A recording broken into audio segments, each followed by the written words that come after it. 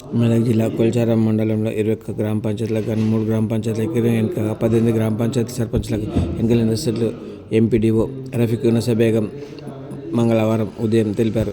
62 ward మెంబర్లకు ఎన్నికలు నిర్వహిస్తున్నట్లు ఆమె వెల్లడించారు.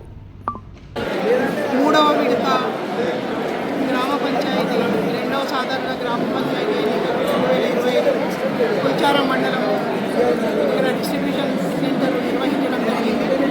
అందుకు మన దగ్గర ఉన్న 21 గ్రామ పంచాయతీలకు 18 గ్రామ పంచాయతీలు మాత్రమే ఇప్పుడు ఎన్నికలు ఉన్నారు.